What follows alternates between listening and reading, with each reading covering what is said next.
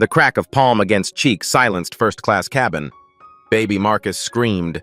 Maya Johnson's head snapped sideways, her 6-month-old son still pressed against her chest. And then she smiled. "Did you just?" whispered the businessman in 1B, phone already recording. Flight attendant Jessica Torres stood frozen, her hand still raised, face flushed with rage and instant regret. Around them, 12 first-class passengers stared in shock. The live stream notification blinked. 47,000 viewers and climbing. Maya's voice came soft, deadly calm. "Thank you, Ms. Torres. That was exactly what I needed." The Hermes bag at Maya's feet bore a small logo most missed. Her phone buzzed with texts from Richard, CEO office. Her boarding pass showed something interesting in the frequent flyer section. But Jessica Torres saw none of it. In her mind, she'd just disciplined another entitled passenger. These touching stories of everyday discrimination reveal how black stories unfold in real-life stories that change everything. Have you ever pushed someone so far that you forgot to wonder who they really were? The trouble had been brewing since takeoff, though Maya Johnson hadn't noticed Jessica Torres watching her with predatory focus. Torres cataloged every detail, the designer baby carrier, the effortless confidence, the way Maya commanded space without trying. In Torres's experience, women like this meant problems. Maya adjusted 6-month-old Marcus against her shoulder as he fussed, his formula growing cold during JFK's endless taxi delays. She pressed the call button once, gently. "Excuse me." Maya's voice carried the warm authority of someone accustomed to being heard. "Could you warm this bottle? Marcus has been crying for 20 minutes. Torres studied the formula, then Maya's face, her expression hardening like concrete. "We don't provide bottle warming in first class. Handle it yourself." The businessman in 1B glanced up sharply. He'd flown this route monthly for 3 years. Flight attendants always warmed bottles. Always. Maya's smile remained steady. "Of course. Where might I do that?" "Actually," Torres's voice sharpened to a blade, "I need to see your boarding pass again." The request landed strangely in the quiet cabin. Maya reached into her Kelly bag. Torres missed the subtle Hermes logo entirely and produced her boarding pass. Johnson Maya MS, seat 02A, first class. Torres examined it like a forensic expert, jaw working. This doesn't look legitimate. Conversation died around them. Movie screens paused. Phone cameras discreetly activated. The woman in 3C had covered discrimination lawsuits for CNN. She recognized this moment's dangerous potential. "I'm sorry?" Maya's tone stayed level, but her posture shifted almost imperceptibly, shoulders squaring, chin lifting by degrees. "Gather your belongings. Move to coach. Now." Marcus whimpered against Maya's chest, sensing the tension. She stood smoothly, her movement revealing her phone screen for a split second. Multiple missed calls from Richard, CEO office, and legal urgent. A text preview. Board meeting moved your decision on personnel matters. Torres saw none of it, tunnel-visioned on her assumption. "This is my seat," Maya said quietly. "I purchased this ticket 3 weeks ago. Would you like my confirmation email?" "I don't care what paperwork you wave around." Torres crossed her arms like a bouncer. "People like you always pull this routine. Act entitled, hope we're too busy to check properly." The words detonated in the cabin's pressurized silence. Marcus's cries intensified. Maya bounced him instinctively, her 3-carat diamond catching overhead lights. Her wedding ring bore an inscription most would miss. R&M Johnson, partners in everything. But Torres remained blind to details, seeing only what fit her preconceptions. "Lower your voice and return to coach immediately. You're disturbing passengers." Maya's voice had never risen above conversational level. Everyone knew it. The absurdity hung heavy as mountain air. By now, every first-class passenger was watching. The live stream counter on one hidden phone climbed past 40,000. Social media algorithms detected rising engagement, pushing the stream to broader audiences. Torres felt the scrutiny like stage lights and leaned harder into her position. "I don't explain procedures to passengers. Comply or face aircraft removal." Maya's phone vibrated insistently. Another text flash. "Staff situation requires immediate attention. Your authority needed." "Richard." She dismissed it, focusing on Marcus, whose hunger was becoming genuine distress. Reaching for his pacifier triggered Torres's next miscalculation. "Don't get aggressive with me," Torres snapped, stepping into Maya's personal space. "I've handled your type before." The businessman in 1B couldn't stay silent. "Excuse me, this woman has been completely respectful. What's the actual issue here?" "Sir, return to your seat. This doesn't involve you." But it involved everyone now. Phones emerged like flowers after rain. The digital storm was building momentum, though Maya remained unaware of her internet fame growing by the minute. The captain's voice filled the cabin. "Ladies and gentlemen, initial descent into Los Angeles begins now. Ground arrival in 1 hour, 15 minutes. Maya checked her Cartier watch, Richard's anniversary gift last year. The board meeting she'd planned to attend virtually would require different arrangements now. This situation demanded her complete focus. "Perfect," she whispered, inaudible to Torres, but caught by the closest recording device. Torres interpreted Maya's composure as calculated defiance. She'd encountered upgrade scammers before, but never someone this polished, this unshakable. Most people cracked under pressure. This woman seemed to draw strength from it. Her phone buzzed with notifications. The airline's crisis management team was fielding social media questions about Flight 447, but Torres ignored everything except the confrontation she was determined to win. Marcus's distress peaked, his cries echoing off cabin walls. Maya's maternal instincts battled her professional training. 15 years of corporate crisis management had taught her de-escalation techniques, though she'd never needed them from this angle before. Other passengers began murmuring. The couple in 4A whispered urgently to each other. Someone behind Maya muttered about calling the news. The energy was shifting, but Torres pushed forward anyway. "Ms. Torres," Maya said, reading the name tag with deliberate care, "I need you to understand something. I am exactly where I belong. In the seat I paid for. Holding my son who needs to eat." "Are you going to warm this bottle, or do I speak with your supervisor?" The challenge hung between them like a thrown gauntlet. Torres's face flushed red. "No, you're moving to coach right now, and if you refuse, security will be waiting at LAX to escort you off my aircraft." The businessman recording from 1B nearly dropped his phone. "Your aircraft?" he muttered to himself. Maya's smile returned, slow and knowing. She shifted Marcus to her other arm, revealing more of her phone screen. A contact labeled American Airlines board showed 17 missed calls. But Torres saw only what she'd always seen, another problem passenger who needed managing. The battle lines crystallized. Cameras rolled silently.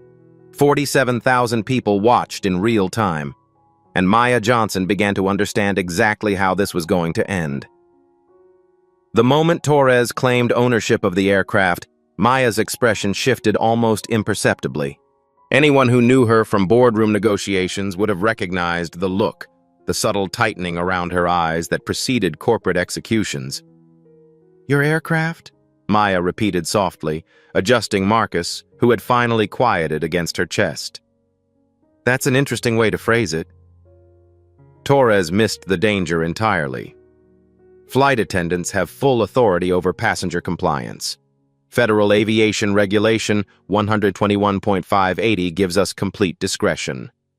Maya nodded slowly. "You're absolutely right about FAR 121.580.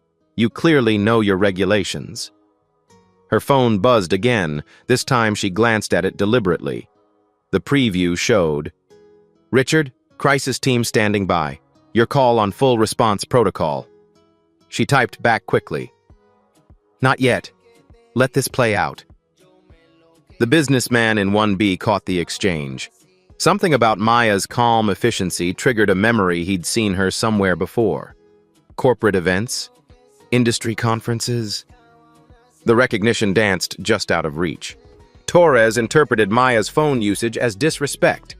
"Ma'am, put that device away immediately. You're creating a safety hazard." A safety hazard? The woman in 3C spoke up for the first time. As a legal journalist, she'd covered enough airline incidents to know regulations. "Using a phone during flight isn't a safety violation." "Ma'am, I need you to remain quiet or I'll have you removed as well," Torres snapped, her authority complex expanding like a wildfire. Now, multiple passengers exchanged glances. This wasn't standard procedure. This wasn't even reasonable procedure. Torres was improvising rules, drunk on power she thought she possessed. Maya stood gracefully, still holding Marcus. "Ms. Torres, I think we need to involve your supervisor now. This situation has escalated beyond reasonable crew discretion." "I don't have a supervisor on this aircraft. I am the senior flight attendant on duty." Torres squared her shoulders like a general claiming territory. "And I'm ordering you to move to coach or face federal charges for interfering with crew duties." The threat of federal charges sent ripples through the cabin. Phones appeared more openly now. The live stream viewer count exploded past 75,000 as people shared the feed across platforms. Comments flooded in. "This is insane. Someone needs to stop this. That flight attendant has lost her mind." Maya's training kicked in, not the de-escalation techniques she'd mastered for corporate conflicts, but something deeper. The strategic patience her father had taught her during childhood chess games. Let your opponent overextend. Give them rope. Wait for the perfect moment. "Federal charges," she repeated thoughtfully. "For sitting in my assigned seat with my boarding pass and identification, while holding my infant son." She paused, letting the absurdity hang in recycled air.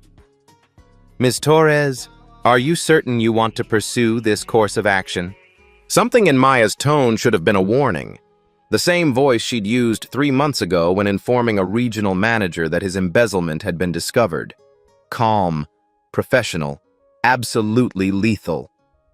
But Torres heard only what sounded like challenge. "Are you threatening me?" "I'm asking if you're sure." Maya's smile remained warm, almost maternal. "Because once you involve federal authorities, this becomes a very different conversation. One with documentation, witnesses, legal consequences." The captain's voice interrupted. "Flight attendants, please prepare for descent. 35 minutes to landing." Torres felt time pressure for the first time. Whatever victory she was pursuing needed to happen quickly. "Final warning. Move to coach, or I'm calling the pilot to have you arrested upon landing." Marcus stirred in Maya's arms, his tiny fingers grasping at her silk blouse. She looked down at him with infinite tenderness, then back at Torres with something much colder. "Call him," she said simply. Torres blinked. Passengers who got this far usually backed down. The calm acceptance threw her off balance. "What?" "Call the pilot. Tell him you need federal law enforcement to arrest a mother and infant for the crime of sitting in first class while black." Maya's voice carried to every corner of the cabin. "I'm sure he'll be very interested in that conversation." The businessman in 1B suddenly placed her face. "Oh my God," he whispered to himself. "Maya Johnson. The Aviation Industry Summit last year." His recording finger trembled slightly. Torres, however, had passed the point of rational thinking. Pride and prejudice had fused into toxic determination. She reached for the internal phone to contact the cockpit. "Captain Morrison, this is Torres. I need law enforcement to meet us at LAX. Passenger in 2A is refusing to comply with crew instructions and making threats." Maya listened with professional interest. No mention of race. No mention of the actual conflict. Just the sanitized version that would look good in official reports. Through the phone's speaker, Captain Morrison's voice carried clearly. "What specific violation occurred, Jessica?" Torres hesitated. "Passenger refuses to move to assigned seat. Boarding pass shows coach." Longer hesitation. "No, sir. First class. But there appears to be some kind of error." "What kind of error?" Around them, passengers leaned forward. The live stream comments became a waterfall of disbelief. Someone had started a Twitter thread documenting every exchange. The story was going viral in real time. "The passenger doesn't appear to belong in first class," Torres said finally. Silence stretched over the intercom. When Morrison spoke again, his voice carried a different tone. "Jessica, did you verify the passenger's identification and boarding documents?" "Yes, but did the passenger threaten crew or other passengers?" "She's being uncooperative and—" "Yes or no, Jessica? Threats or physical aggression?" Torres glanced at Maya, who stood perfectly still, gently swaying with Marcus. "No direct threats, but her attitude—" "I'll handle this after landing. Continue descent preparations." The line went dead. Torres stared at the phone like it had betrayed her personally. Maya didn't gloat, didn't smile, simply returned to her seat and began preparing a bottle for Marcus as if nothing had happened. But her phone screen, visible to the businessman recording from 1B, showed a text conversation that made his blood run cold. "Richard, legal team is watching live stream. PR team on standby. Do you want full corporate response?" Maya's reply. "Give me 10 more minutes, then yes." "Richard, understood. Full authority activated on your signal." The businessman realized he was watching corporate theater at its highest level. This wasn't just a discrimination incident. This was a controlled demolition in progress. Torres, meanwhile, faced a cabin full of hostile passengers and growing social media storm. Her supervisor, whoever that actually was, clearly wasn't backing her play. The pilot had essentially hung up on her. And Maya Johnson sat in 2A feeding her baby with the calm confidence of someone who held cards she hadn't shown yet. 20 minutes to landing, the captain announced. Torres looked around the cabin, finally sensing she'd walked into something much bigger than a seating dispute. The phones pointing at her, the passenger in 2A who seemed completely unworried about federal law enforcement, the growing buzz of conversation as people recognized they were witnessing something unprecedented. For the first time since the confrontation began, Jessica Torres felt afraid. Maya glanced at her watch, then at Torres, then typed one final message. "Richard, it's time." The real show was about to begin. Maya's phone buzzed with an incoming call. The contact name flashed across her screen for everyone nearby to see. Richard Johnson, CEO. She answered on the second ring, her voice dropping to the intimate tone reserved for family. "Hi, baby. Yes, I'm handling it. She just called the captain to have me arrested." Torres froze. The endearment hung in the air like a smoking gun. "Richard Johnson?" the businessman in 1B whispered, his face going pale. He knew that name. Everyone in aviation knew that name. The man who'd acquired controlling interest in American Airlines 18 months ago. The billionaire who'd revolutionized 3 industries before turning 40. Maya continued her conversation, completely relaxed. "No, don't intervene yet. Let me try something first." She paused, listening, then laughed softly. "Trust me, you'll want to see this." She ended the call and looked directly at Torres, who stood motionless in the aisle. "Ms. Torres, I have something for you." Maya reached into her Kelly bag with deliberate slowness, the way someone might approach a skittish animal. What emerged wasn't a wallet or passport. It was a business card holder, leather and understated. She extracted a single card and held it out. Torres took it automatically, her brain still processing the phone call she'd just witnessed. The card stock felt expensive between her fingers, corporate quality. When she looked down, The color drained from her face like water through a broken dam. Maya Johnson, Executive Vice President, Strategic Operations, American Airlines. The corporate logo gleamed gold embossed at the top. Below Maya's name, in smaller text, Board of Directors, Personnel Authority, Fleet Operations Oversight. Torres stared at the card. Read it again. A third time. The words didn't change. "That's impossible," she whispered. Maya's smile remained gentle, almost pitying. "Ms. Torres, I've been watching your performance for the last 45 minutes. From a personnel management perspective, it's been quite educational." The cabin had gone dead silent except for Marcus's contented feeding sounds. Passengers leaned forward like theater audiences during a crucial monologue. The live stream viewer count hit 150,000.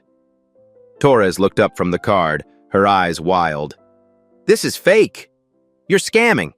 This is all some elaborate... Would you like me to call Richard back? He can verify my identity." Maya's tone remained conversational. "Or perhaps you'd prefer to contact American Airlines corporate directly. I believe the emergency personnel line is still 1-800-433-7300. The businessman in 1B was frantically Googling on his phone. His face confirmed what everyone was beginning to suspect. Maya Johnson, Executive VP, Board Member, wife of Richard Johnson, American Airlines majority shareholder. "Oh shit," he breathed, loud enough for nearby passengers to hear. Maya glanced at him with amusement. "Language, please. There are children present." She gestured to Marcus, who'd finished his bottle and was now gazing around the cabin with infant curiosity. Torres clutched the business card like it might spontaneously combust. "You can't be. You're..." She stopped herself before finishing the sentence, but everyone knew what she'd almost said. "I'm what, Ms. Torres?" Maya's voice carried a new edge. Not angry. Interested. Like a scientist observing a particularly fascinating specimen. Silence. "I'm black? Young? A mother?" Maya stood slowly, Marcus still in her arms. "Which of those qualities makes you think I can't hold an executive position at a Fortune 100 company?" Torres backed against the galley wall. "I didn't mean... Actually, let's discuss what you meant." Maya's corporate training fully engaged now. "In the last hour, you've accused me of ticket fraud, demanded I move to coach despite valid documentation, threatened federal prosecution, claimed ownership of an aircraft you don't possess, and called the pilot to have me arrested. All while I've done nothing except request bottle warming for my infant son." Each word landed like a hammer blow. Torres felt the weight of 150,000 people watching her career disintegrate in real time. "But here's what's really interesting," Maya continued, her voice taking on the tone she used during board presentations. "Your behavior wasn't random. It followed a very specific pattern, one we've been studying extensively as part of our customer experience initiatives." Maya shifted Marcus to her other arm, revealing her phone screen again. This time, everyone could see the apps. American Airlines Executive Dashboard, Employee Database, Incident Reporting System. 47 discrimination complaints filed against American Airlines crew members in the last 6 months. 31 involved passengers of color being questioned about their seat assignments. 18 involved demands to see additional documentation. 12 involved threats of law enforcement. The statistics hung in the air like accusations. Torres stared at Maya with growing horror, finally understanding the magnitude of her mistake.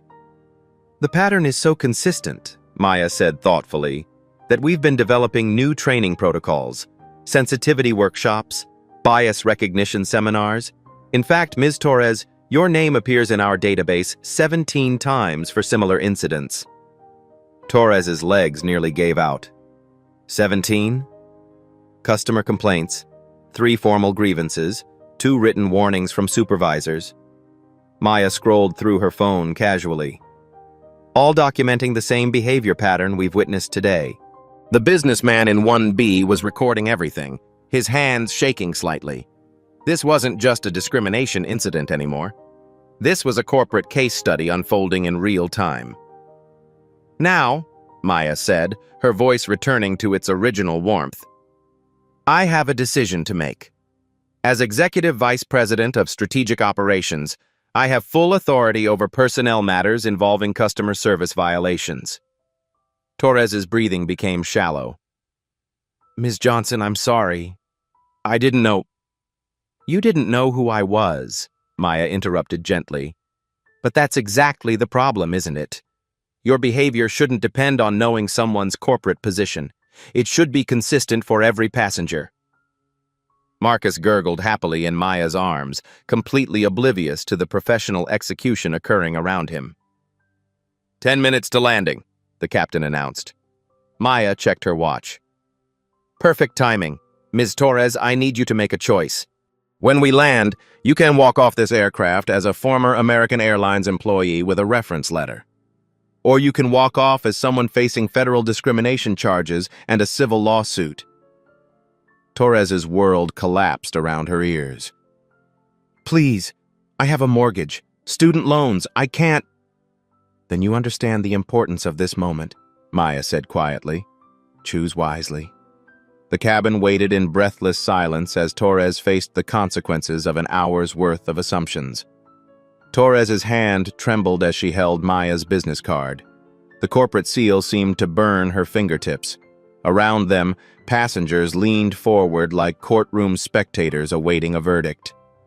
"I choose the reference letter," Torres whispered, her voice barely audible over the aircraft's engines. Maya nodded slowly. "Smart choice. But we're not finished yet. Sit down, Ms. Torres." The command carried absolute authority. Torres sank into the jump seat across from Maya's row, her legs unable to support her weight any longer. "You see," Maya continued, settling Marcus against her shoulder, "this isn't just about you anymore. This is about the culture that created you.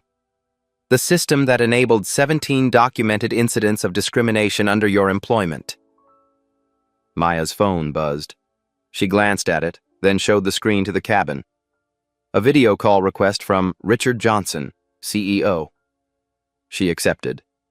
Richard's face appeared on screen, handsome, mid-30s, unmistakably the billionaire whose photo graced Forbes covers.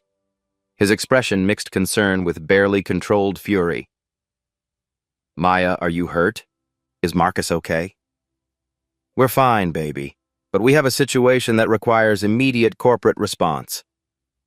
Richard's eyes found Torres in the background. "Ms. Torres, I presume?" Torres couldn't speak. She stared at the phone like it contained her own death warrant. "Richard," Maya said calmly, "I need you to patch in legal, HR, and PR. Conference call. Now." Within 30 seconds, multiple faces appeared in split screen.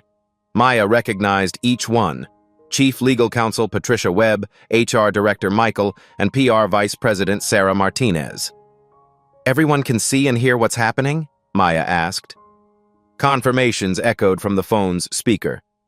"Perfect. Ms. Torres, meet the executive team that will decide your professional future." Maya turned the phone so Torres faced the screen directly. "Patricia, from a legal standpoint, what just occurred here?" Patricia Webb's voice came crisp and professional. "Based on the live stream evidence, yes, we've been monitoring. We have clear documentation of racial discrimination, harassment, abuse of authority, and false accusations. Federal civil rights violations under Title VII and the Civil Rights Act of 1964.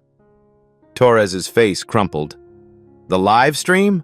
Currently sitting at 200,000 viewers," Sarah Martinez added. "Trending #1 on 3 platforms. CNN is already requesting interviews." Michael cleared his throat. "From HR perspective, this represents the 17th documented incident. Termination with cause is not only justified, it's legally required to demonstrate corporate accountability." Maya bounced Marcus gently, her voice remaining steady throughout the professional demolition. "Ms. Torres, do you understand the gravity of what's happening?" Torres nodded miserably. "Good. Now let's discuss solutions. Maya's tone shifted to pure corporate strategy mode. Richard, I want to implement the Dignity Protocol immediately. Full rollout across all domestic flights within 72 hours. Richard nodded. Consider it done. Patricia, draft the legal framework. Already in progress, Patricia replied. Mandatory bias training, body cameras for all crew members, passenger advocacy hotline, and zero-tolerance enforcement with automatic termination. The businessman in 1B was furiously taking notes. He'd never witnessed corporate crisis management at this level. Maya was transforming a discrimination incident into systematic reform in real time. Sarah, PR strategy, Maya continued. Full transparency approach, Sarah responded immediately. Corporate apology, announcement of new policies, commitment to change, turn this crisis into a transformation story. Maya looked directly at Torres. You're going to be part of this solution, Ms. Torres. Torres raised her head hopefully. You're going to record a video statement, Maya explained, acknowledging your behavior, apologizing to affected passengers, and endorsing the new training protocols. It will accompany your resignation letter. And if I refuse? Patricia Webb's voice cut through the phone speaker. Federal prosecution for civil rights violations. Personal lawsuit seeking damages. Permanent employment blacklist in the aviation industry. Your choice. The weight of corporate power pressed down on Torres like deep ocean pressure. She was facing not just Maya Johnson, but the entire executive structure of a Fortune 100 company. A structure that could erase her professional existence with a few keystrokes. I'll do the video, she whispered. Excellent, Maya replied. Michael, draft the resignation package. Generous severance, positive reference letter, and assistance with career transition. We're not vindictive, just thorough.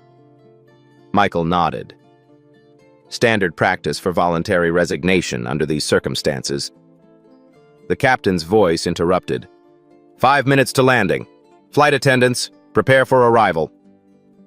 Maya looked at her watch. Perfect timing. Richard, I want the Dignity Protocol announcement ready for release 1 hour after we land, full media blitz. Maya, Richard's voice carried both pride and concern. Are you sure you want to be the public face of this? The media attention will be intense. Maya smiled at the camera. Baby, we didn't build this company to hide from difficult conversations. Besides, Marcus needs to grow up in a world where this behavior has consequences. As if responding to his name, Marcus gurgled happily, completely oblivious to the corporate revolution occurring around him. Patricia, Maya continued, I want statistical analysis of all discrimination complaints across our network. Full audit, published results, action plans for problem areas. Timeline? Patricia asked. 30 days. Complete transparency. Torres watched this exchange with growing amazement. Maya wasn't just addressing her individual behavior. She was leveraging this incident to transform an entire corporate culture. Ms. Torres, Maya said, refocusing attention, do you understand what you're witnessing? Torres nodded slowly. You're changing everything. No, Maya corrected gently. We're changing everything. Your behavior created this moment, but our response will define what comes next. You can be part of the problem or part of the solution. The aircraft touched down with a gentle bump. Through the windows, Torres could see news vans already waiting on the tarmac. Somehow, word had spread faster than flight time. Sarah, Maya said, those are your media contacts, I assume? Some of them, Sarah replied. Maya, the story's gone international. BBC, Reuters, Al Jazeera, everyone wants comment. Maya looked at Torres one final time. Last chance to change your legacy, Ms. Torres. Walk off this plane as someone who made a mistake and committed to doing better. Or walk off as someone who fought change until the end. Torres stood slowly, her decision crystallizing. I want to help. With the training programs, the policy development. I know how this thinking develops because I lived it. Maya's expression softened almost imperceptibly. "That's the first intelligent thing you've said all flight." Richard's voice carried approval. "Maya, I think we have our first Dignity Protocol spokesperson." As passengers began deplaning, Maya gathered her belongings with practiced efficiency.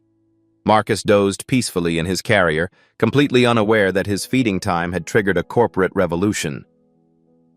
Torres waited until the other passengers had left, then approached Maya hesitantly. "Ms. Johnson, can I ask you something?" Maya paused in her packing. "Of course."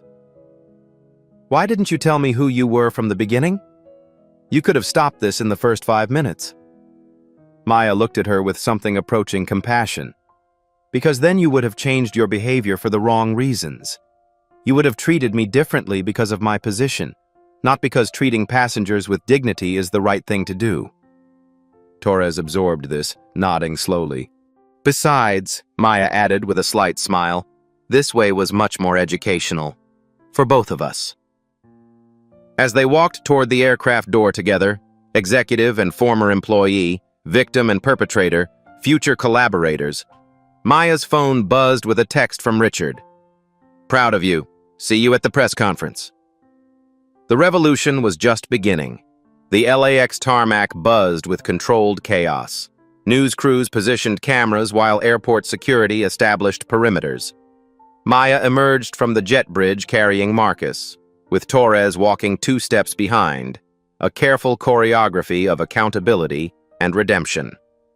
Richard Johnson waited at the gate, his presence commanding immediate attention from everyone in the terminal. At 36, he carried himself with the quiet confidence of someone who'd built empires before most people finished graduate school. When he saw Maya, his expression shifted from corporate concern to husband and father relief. "Are you both okay?" he asked, embracing them carefully. "We're fine," Maya replied, then turned to include Torres in the conversation. "Richard, meet Jessica Torres. She's going to help us change everything." Richard studied Torres with the analytical gaze that had made him legendary in hostile takeovers. Torres straightened under the scrutiny, finding strength she didn't know she possessed. "Mr. Johnson, I want to apologize." "Save it for the cameras," Richard interrupted, not unkindly. "Actions matter more than words now." Patricia Webb approached with a tablet and 2 security officers. "Maya, we need Torres's statement recorded before the press conference. Legal wants everything documented while details are fresh." They moved to a private conference room American Airlines maintained for executive use. Torres sat across from a camera setup, Maya and Richard flanking her just outside the frame. The red recording light activated. "State your name and position," Patricia instructed. "Jessica Torres, flight attendant with American Airlines for 3 years. Torres's voice steadied as she continued. "Today, I discriminated against a passenger based on racial assumptions. I was wrong. Completely, inexcusably wrong." Maya watched Torres's face, seeing genuine remorse replace defensive anger. This was the outcome she'd hoped for, transformation rather than simple punishment. "I assumed Ms. Johnson didn't belong in first class because of her race," Torres continued. "I escalated the situation through my own prejudice. I threatened her with arrest. I slapped her while she held her infant son." Her voice cracked slightly. "There is no excuse for my behavior." The recording continued for 12 minutes. Torres detailed each decision, each assumption, each moment where she could have chosen differently. It was corporate confession booth, painful, necessary, and ultimately liberating. When the camera stopped, Maya spoke first. "Thank you, Jessica. That took courage." Torres looked up in surprise. "You're still calling me Jessica?" "You're not your worst moment," Maya replied simply. "But you are responsible for making sure it never happens again." An hour later, they faced the assembled media in American Airlines' LAX Conference Center. Richard sat at the center podium, Maya to his right with Marcus sleeping peacefully in her arms, Torres to his left, looking nervous but determined. "Good afternoon," Richard began. Today we're announcing the most comprehensive anti-discrimination initiative in aviation history. The Dignity Protocol represents a fundamental shift in how airlines address bias, prejudice, and passenger rights. He outlined the program systematically. Mandatory quarterly bias training for all employees, body cameras for customer-facing staff, an independent passenger advocacy office, and real-time monitoring of discrimination complaints. Effective immediately, Richard continued, any employee who engages in discriminatory behavior will face automatic termination. No warnings, no second chances. We're done tolerating intolerance. A reporter raised her hand. Mr. Johnson, this seems like a massive overreaction to one incident. Maya leaned toward her microphone. This wasn't one incident. This was the 17th documented case involving Ms. Torres alone. Our internal audit revealed over 400 discrimination complaints across our network in the past year. Today was simply the moment we decided enough was enough. Another reporter jumped in. Ms. Torres, why are you participating in this press conference instead of filing a wrongful termination suit? Torres took a breath, glancing at Maya for encouragement. Because being fired would have been the easy way out. Real change requires admitting when you're wrong and working to fix the system that created the problem. The questions continued for 40 minutes. Maya fielded inquiries about implementation timelines with corporate precision. Richard discussed financial commitments, $50 million annually for the Dignity Protocol. Torres answered personal questions about her transformation with growing confidence. Near the end, a young black journalist asked the question everyone was thinking. Ms. Johnson, how do you feel about Ms. Torres now? Maya looked at Torres, then back at the reporter. I feel hopeful. Jessica made terrible choices today, but she's also making brave choices now. Change requires both acknowledging harm and committing to repair. She's doing both. As the press conference concluded, Maya's phone showed social media responses flooding in. The hashtag #DignityInFlight was trending globally. Comments ranged from support for corporate accountability to praise for Torres's willingness to participate in her own education. Torres approached Maya as the media dispersed. What happens now? Now you go home, process what happened, and report to our training center Monday morning, Maya replied. You're going to help design the programs that prevent other people from making your mistakes. Torres nodded, understanding finally settling over her features. Thank you for seeing something worth saving. Everyone deserves the chance to be better than their worst moment, Maya said, even when that moment is recorded by 200,000 people. As they parted ways, Maya felt the satisfaction of a problem transformed into a solution. Corporate power hadn't just won, it had created lasting change.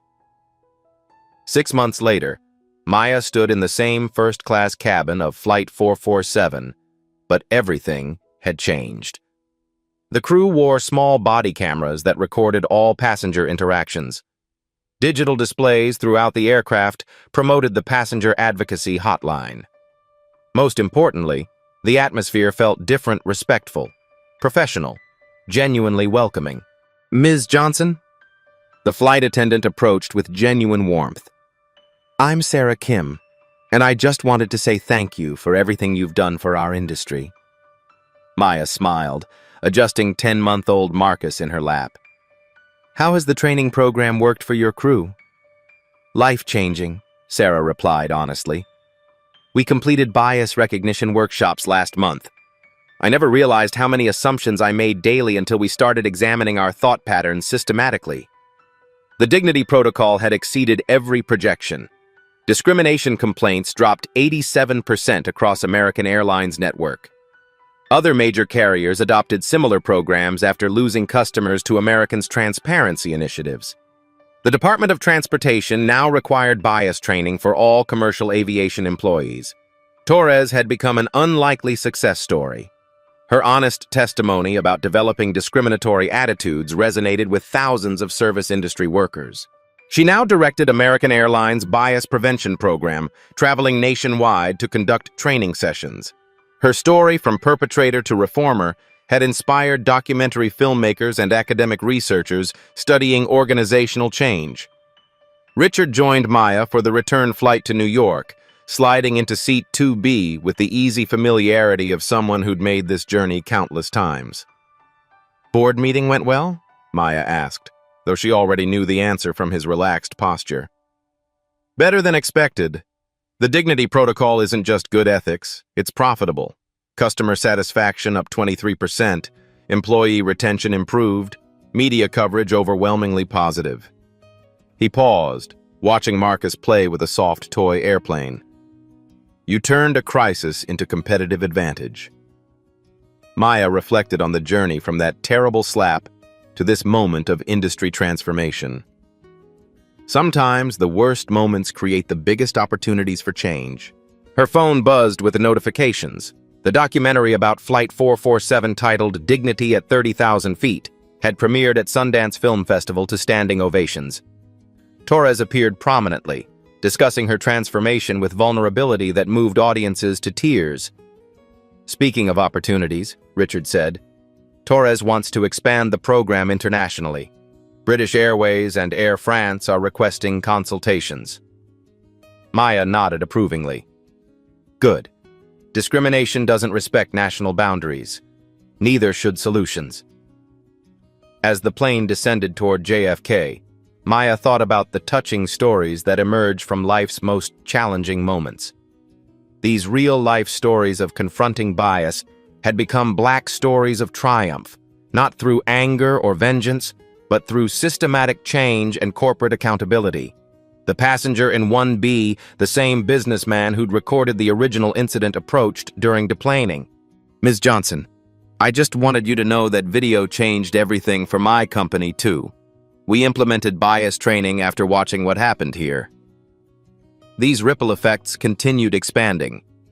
Universities taught case studies about the Flight 447 incident in business ethics courses. Congressional hearings examined discrimination in transportation. Most importantly, countless individuals reconsidered their own unconscious biases. What started as one mother protecting her child's dignity had transformed an entire industry's approach to equality. Now it's your turn. Share your experiences with discrimination in the comments below. Have you witnessed bias in travel, work, or daily life? Your stories matter. They create awareness, spark conversations, and inspire change. Hit that share button to spread this message. Subscribe for more stories proving that quiet strength and systematic action defeat loud prejudice every time. Together, we can ensure dignity wins.